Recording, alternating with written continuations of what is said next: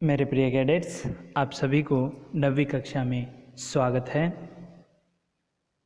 तो आज हम लाइव क्लास के बजाय जो है वीडियो करके आपको लिंक जो है इस समय भेजा जा रहा है।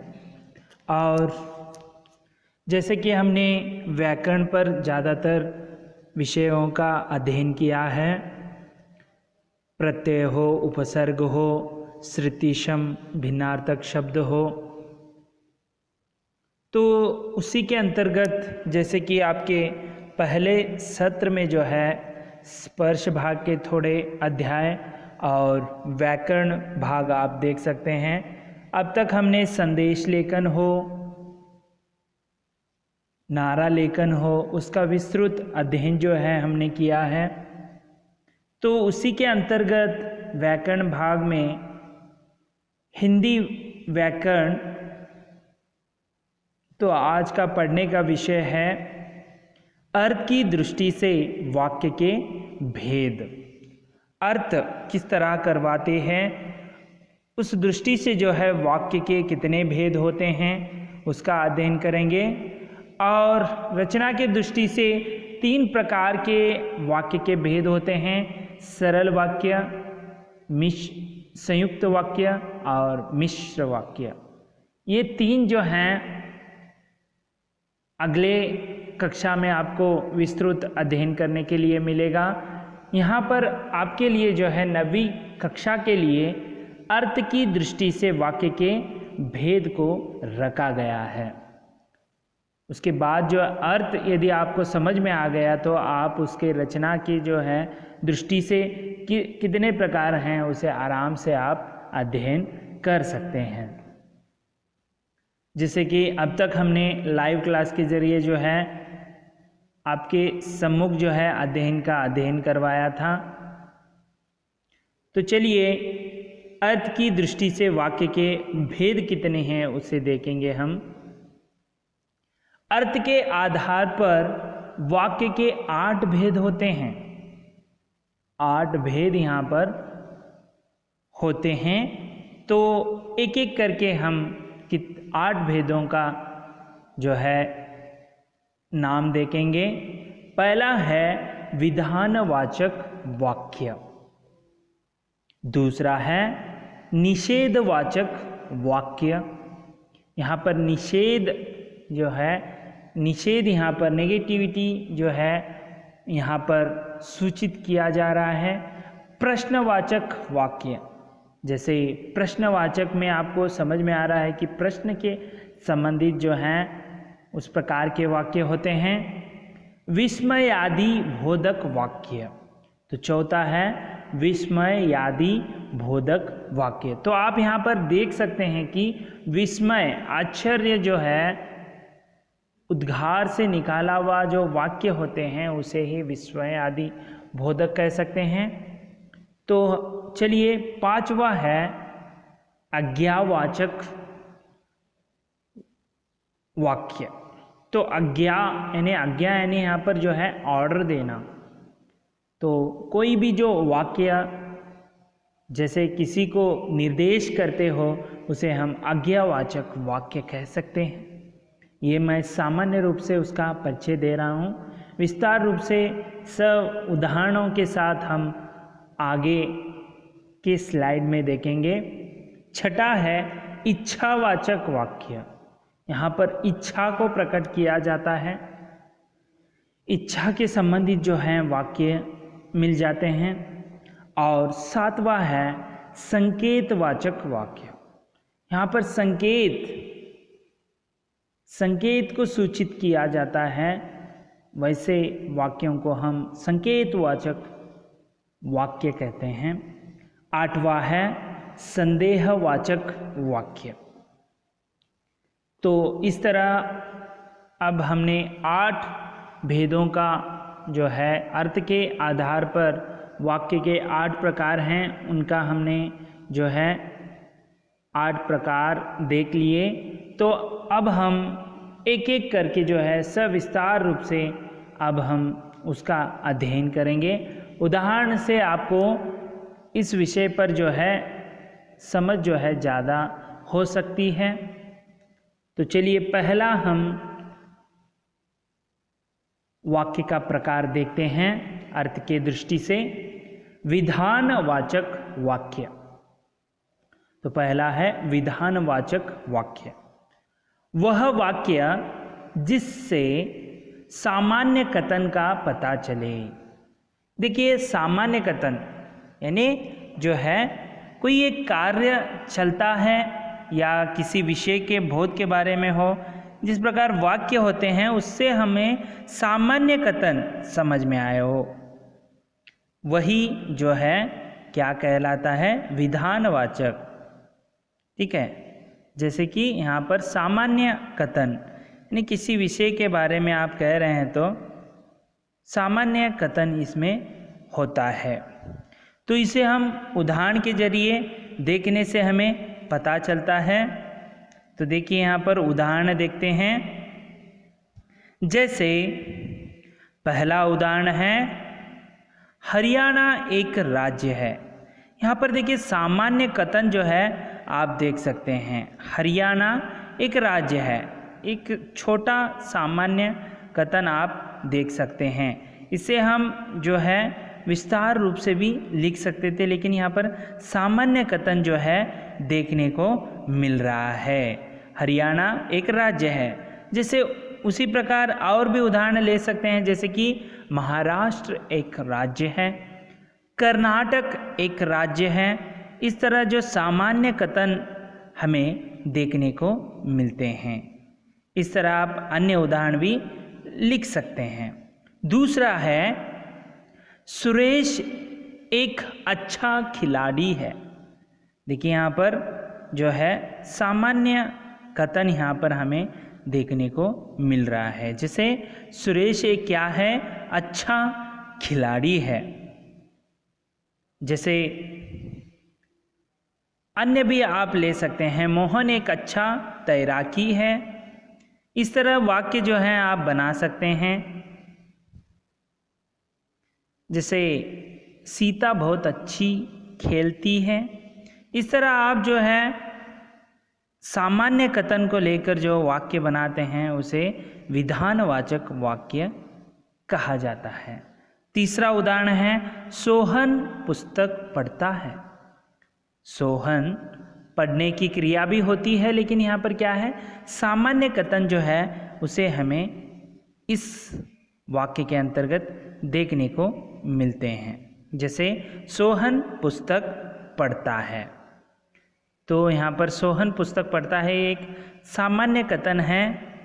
आप गीता पुस्तक पढ़ती है, इस तरह भी लिख सकते हैं। उदाहरण आपको इसी तरह अन्य उदाहरण भी आप लिख सकते हैं। तो आपको समझ में आया होगा विधानवाचक वाक्य के किस तरह परिभाषा है, जिससे सामान्य कथन का पता चले उसे ही विधानवाचक वाक्य कहते हैं। उदाहरण से आपको समझ में आया होगा। तो चलिए दूसरे भेद की ओर बढ़ते हैं।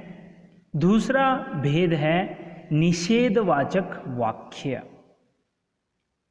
इस शीर्षक से ही आपको पता चलता है। वाक्य देखेंगे किस प्रकार है, जिन वाक्यों से नकारात्मकता नेगेटिविटी का भाव प्रकट हो, उसका जो भाव प्रकट हो, वे निषेधवाचक वाक्य कहलाते हैं। जिसमें नकारात्मकता जो है उसका भाव जो है प्रकट होता है। कोई भी कार्य के लिए नकारात्मकता, जो हम नकारात्मकता भरे वाक्य जो कहते हैं, कहीं न कहीं आप इसका प्रयोग किया होता है।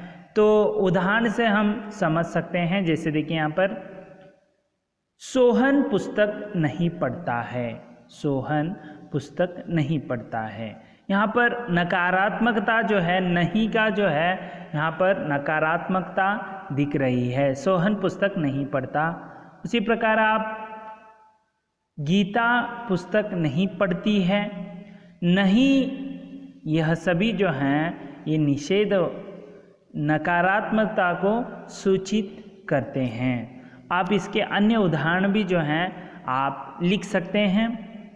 दूसरा उदाहरण देखिए, वह इस काम को नहीं करेगा। वह इस काम को नहीं करेगा। यदि आप सकारात्मकता में इस वाक्य को करना है तो कैसे कर सकते हैं?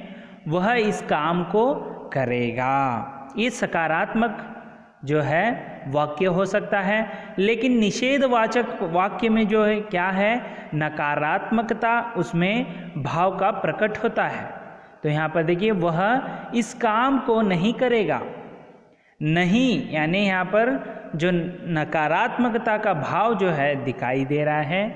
तो इस तरह निषेधवाचक वाक्य यानी जो जिन वाक्यों में क्या होता है, नकारात्मकता के भाव प्रकट होते हैं, उसे ही हम नकारात्मक यानी निषेधवाचक वाक्य कहते हैं।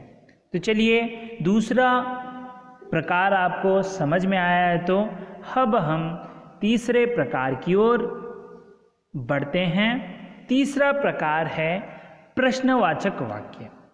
तो यहाँ पर शीर्षक से ही आपको पता चलता है कि इसमें प्रश्न, कोई भी एक वाक्य हो उसमें प्रश्न का संभव हो तो उसे हम प्रश्नवाचक कहते हैं। ऐसे आपने सर्वनाम में भी देखा होगा, बहुत सारे जो हैं ऐसे प्रश्नवाचक वाक्य जो होते हैं। आपके दैनंदिन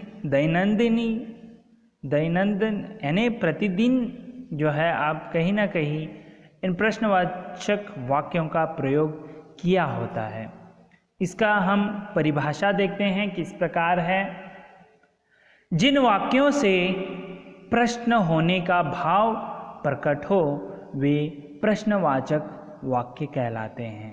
यानी यहाँ पर आपको क्या दिख रहा है, इस परिभाषा से ये समझ में आना चाहिए कि कोई भी वाक्य का प्रयोग किया जाता है उसमें प्रश्न का भाव प्रकट होता है, उसे ही हम प्रश्नवाचक वाक्य कहते हैं। तो आपको समझ में आ रहा होगा कि यह आपके जो है प्रतिनित्य के जो कार्यकलाप में बहुत सारे ऐसे प्रश्नवाचक वाक्य आपके मुंह से निकलते ही हैं अन्य के प्रति। तो उदाहरण से हम इसकी और भी ज़्यादा पुष्टि कर लेंगे। जैसे कि पहला उदाहरण है, आपका नाम क्या है। देखिए, यदि आप किसी अपरिचित व्यक्ति से पहली बार मिलते हैं, व्यक्ति हो या बच्चा हो या लड़का हो लड़की हो, पहला आपका प्रश्न यही होता है कि आपका नाम क्या है। ये केवल एक ही प्रश्न नहीं पूछते, ऐसे लगातार बहुत सारे जो हैं प्रश्न आप पूछते हैं। गांव का, आपका गांव का नाम क्या है, आप कहाँ से आए हैं, ऐसे आदि प्रश्न जो हैं पूछे जाते हैं। तो यहाँ पर क्या दिखा रहा है, आपका क्या नाम है। यहाँ पर आगे जो है पूर्ण विराम के बजाय प्रश्नवाचक चिन्ह जो है प्रयोग किया जा रहा है। इसमें हमें प्रश्न का भाव प्रकट होता है। दूसरा उदाहरण है, तुम्हारा जन्म कब हुआ था। तो यहाँ पर जो है जन्म के बारे में पूछा जा रहा है। अंत में जो है पूर्ण विराम के बदले प्रश्नवाचक का जो है चिन्ह का प्रयोग किया है। इससे हमें प्रश्न होने का भाव जो है प्रकट होता है। उसी प्रकार तीसरा उदाहरण है, राम के पिता का नाम क्या है। यहाँ पर क्या, इस तरह जो प्रश्न सूचक शब्द वहाँ पर आ जाते हैं तो हमें उस वाक्य को प्रश्नवाचक वाक्य कहते हैं। तो मेरे प्रिय कैडेट्स, आज हमने अर्थ के दृष्टि से जो है उसमें कुल मिलाकर 8 प्रकार हैं। उसके अंतर्गत आज हमने पहला जो है विधानवाचक वाक्य, इसमें सामान्य कथन का जो है भाव प्रकट होता है उसे हम विधानवाचक वाक्य कहते हैं। दूसरा प्रकार था निषेधवाचक वाक्य। यहाँ पर हमें इस वाक्य के अंतर्गत नकारात्मकता का भाव जो है प्रकट होता है, उसे ही हम निषेधात्मक वाक्य कहते हैं। तीसरा प्रकार प्रश्नवाचक वाक्य। इसमें प्रश्न का होने का जो है भाव प्रकट होता है, उसे हम प्रश्नवाचक वाक्य कहते हैं। इस तरह आज हमने अर्थ के दृष्टि से 8 प्रकारों में से 3 प्रकार का विस्तृत अध्ययन किया। अगले वीडियो में जो है या लाइव क्लास में जो है बचे प्रकारों पर हम विस्तृत अध्ययन करेंगे। धन्यवाद।